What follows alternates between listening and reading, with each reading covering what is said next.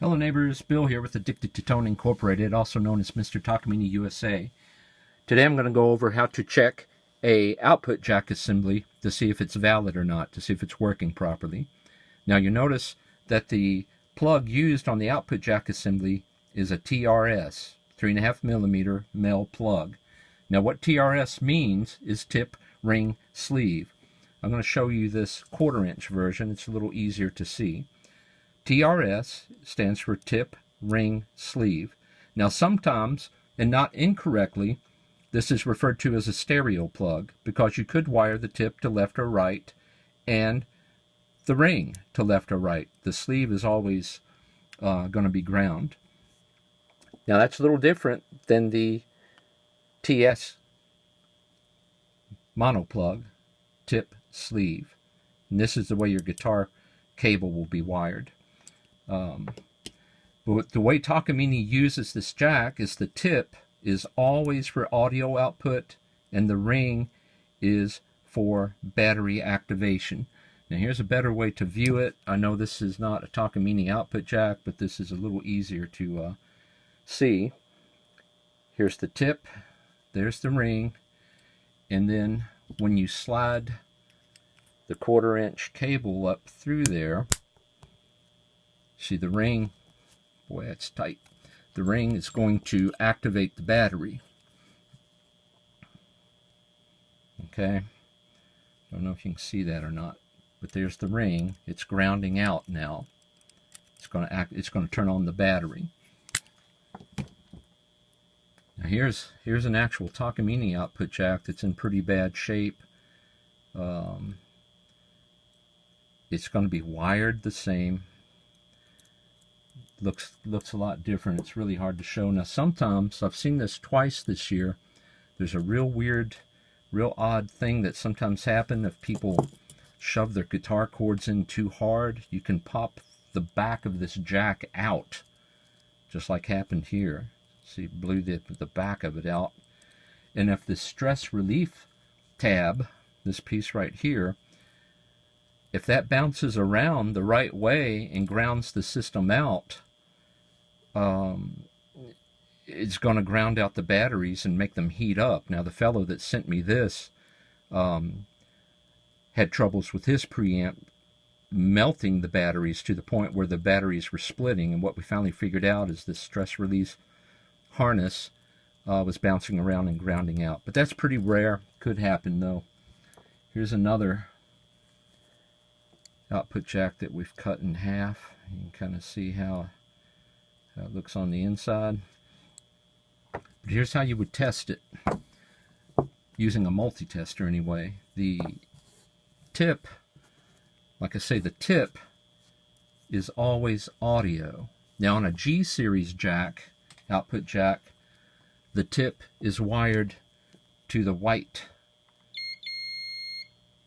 wire. The ring is wired to the red. Now on a Pro Series assembly, that is different. You see, we got continuity. Continuity means there's no breaks, and of course we could check the ground too. We should. There it is. Now what you also want to check for, I'm putting it back on the tip now, so this would be the audio output, is to make sure there's no crosstalk between any connections. Okay, the tip is always audio output, the ring is always battery activation. Now this is the way this is the way most techs check it. They check the plug from here to here, and that's good. You've just tested this wire, but what you need to test is from the 3.5mm TRS all the way out to a guitar cable. Now again, I'm going to use a TRS cable because sometimes that will show where the problem's at. There's the tip. Show you that again. There's tip. Going to do the ring, and just for the sake of it, I'll check the tip. No crosstalk, and the ground. Okay, stay with me because I'm going to show you an easier way you can do this using household stuff you probably have. Now I'm going to get rid of this TRS. We validated that the output jack's TRS plug is valid all the way through the jack. There's no problem with this assembly. So now what would happen if we plug a guitar 1/4" jack in? There's only 2 wires on a TS plug. Now it would translate through the red, and the ring is now grounded out. The ring is now turning on the battery. So you would get it on the ground, on the ring, and also on the sleeve. Okay, I know that's probably hard to understand if you've never used a multi-tester, but you have to use the multi-tester all the way through. You have to test it from here all the way through the cable and through the output jack to a guitar plug. Okay, you could also just use a dummy plug like that if you got one laying around. But here's an easier way for most of you at home to do it if you don't have a multi-tester. Just get you an old school something that outputs audio through a 3.5mm earphone output. And what you can do, you can just plug your output plug right into that, plug your guitar cable into it. Whoops, let me use a different one because I know that's bad. Okay.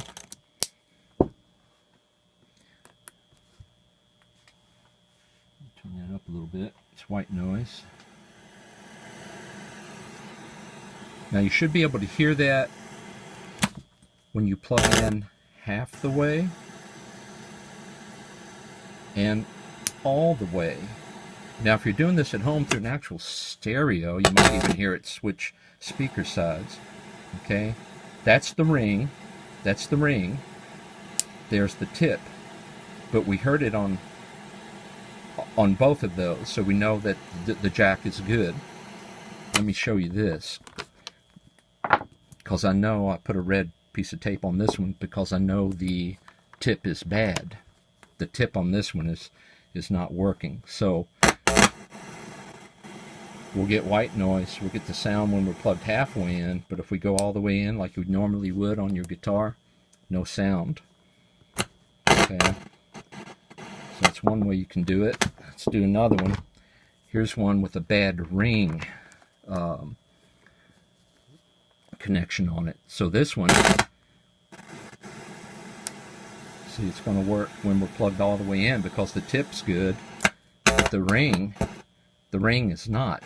Okay, so there's another way you can check. Probably the easiest way of all is to make sure you have a valid, and by good I mean valid, a working guitar cable. You plug it into your amp, and you're all familiar with that sound. It's a little loud. I'll turn it down. Okay, so it won't do it on ground, but it'll do it on the tip. So what you do, you take your cable that you know is good, plug it into your output jack, and check this out. If you can touch the tip, you know you're good. Now to get the ring activated, you have to pull it halfway out. Then you should be able to hear that. Okay, now again, here's the mechanism, the output jack with a bad ring.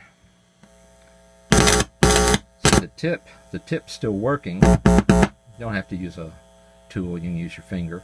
It will not shock you, don't worry about that. Unless you got an old ungrounded plug, you're standing outside barefoot on a concrete porch, then you probably would get lit up. Some of you old school players know what I'm talking about. Okay, see, tip's good there, but we already know that the ring is bad on this one. Here's the one marked with red. so we know the tip is bad. See, this is the tip carries the audio. No audio output. Battery's good though. But that's an easy way to check. Now okay, now if you have one, here's an interesting thing you can do. Let's plug that in. Now I'm going to use a CTP2 for this little experiment. If you suspect that the ring is bad, the part, and by ring I mean the part that activates the battery, you can actually manually, and you can use a paper clip or whatever, anything metal to do this. You can manually activate the battery. I don't know if you caught that or not. Let's see if I can get it up here better. But see, when I ground the tip, or the tip's good on this one, it's the ring that's bad. So see, the preamp is not coming on because the output jack assembly is damaged on the inside. The ring is damaged on the inside. But since I validated that the tip, the TRS plug to this point is good, I can manually bridge that gap and turn that preamp on. Can you see it? The warm-up coming on? Interesting. So that's one way you can test to see if your ring is bad or not. You can manually cross it to ground. Now, like I say, this is a G series, so it's going to be the red to ground. On a Pro series, it would be white to ground. Another interesting phenomenon, and I'm going to switch off to this little contraption because it'll be easier to see. What I've done here is I've broken the wire. Well, not broken, I've cut it in half and put alligator clips on it so I can quickly rewire this output jack assembly to its TRS plug. Check this out. This will cause you all kinds of trouble if your output jack assembly is bad. Now this should work. Let's see. Let's plug it in. I've got tip to tip, ring to ring, and ground to ground. You should be able to play music through that. Let's see if I can get something started here.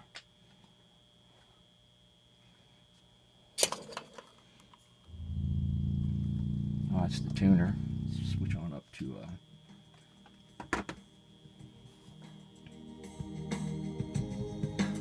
okay, music's working fine. But if the ring of the output jack was defective, you would have this scenario. And we already know this one is bad. The ring on this one is bad. Let's try to play music through it. It's not getting any because the battery is not being engaged. Now here's the weirdness I wanted to show you. If you notice, when I activated the tuner, you can hear audio, but it's really distorted. And let me show you this in a different way using this cable.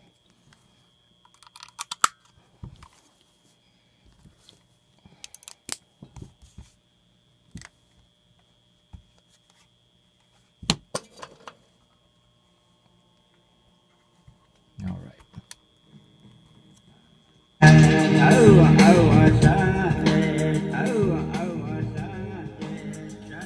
I know this is kind of technical, but watch when I take I disconnect the ring.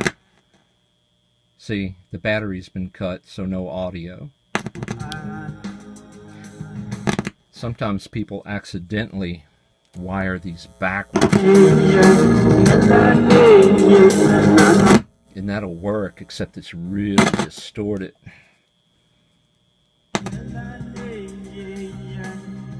Now here's an odd thing.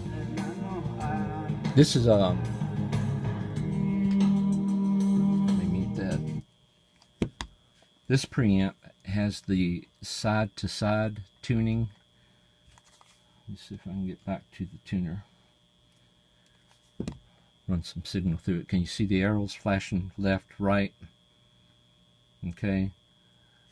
If you have a G series preamp that has the up and down tuning arrows, it's really odd. But you know, you can check to see if your battery's valid or not by just pressing the tuner. And if the tuner lights up, your battery's probably good. Let's try to play some music.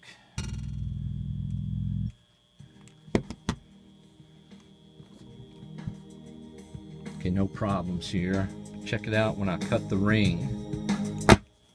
Again, no battery is being activated, so this preamp just went off. But if you got one of the old school G series with the left and right tuning arrows, if you press the battery or the tuner mechanism, it comes on. Now, unfortunately, I mean, you'd think you could get through a gig by just continuously pressing the tuner button, because the tuner does go off after a minute, but that doesn't work. I tried that already. It does go off after a minute, even though you're pressing the tuner button over and over. Okay, well, that's about it. You have to maintain the tip. Tip is for audio. Ring is to activate the battery, and the sleeve is ground. And if you cut or if you disconnect any of that, your preamp's going to act defective when actually it's not. Here, let's just use, we'll use the defective output jack. This is the one with the bad ring. So see, preamp's not working. This is the left and right tuning arrow. So if I touch the, if I engage the tuner, it does work. Trying to go quick for y'all. Where's that one with the bad tip? Here it is. This is the red marked one. That one has the bad tip. So it's not going to come on, even though the tuner is activated. If the tip's bad, you're not going to get audio. Period. You're just not. I'll show you one more time what would happen if the output jack wires are swapped, because it gets confusing. On the Pro Series, red is for audio, usually. On the G Series plug, the white is for audio.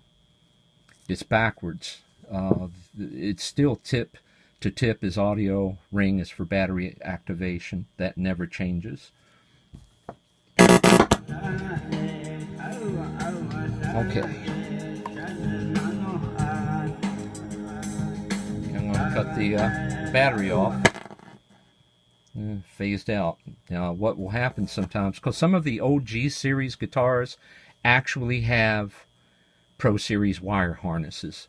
So when you match the cabling, the wires that are inside, red to red, white to white, you're actually doing this. You're actually wiring it backwards.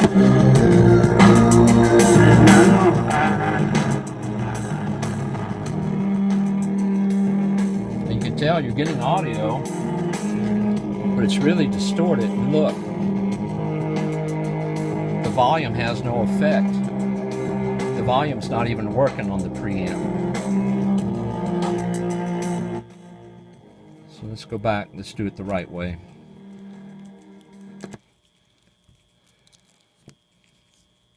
Thank you for hanging with me so far. I know this is kind of technical. All right. So now the volume works. Everything's clean. All right. Well, that's it. The easiest way of all to do this, like I say, is just to Get your guitar cord plugged into an amp. Get it turned up so it makes that pop sound. It will not shock you. Plug it into your output jack. That's the easiest way to check continuity for audio output. And for audio output, I mean tip to tip. You would plug it in just halfway. And if you got a good solid output jack, you'll be able to feel that. That's another symptom of a bad output jack, is it's real loose. You don't really feel the first click. But when it's plugged in halfway, you should be able to touch the ring and get that annoying little sound. Alright, keep playing guitar and making the world a better place for all of us to live in. Be blessed. Until next time. Bye-bye.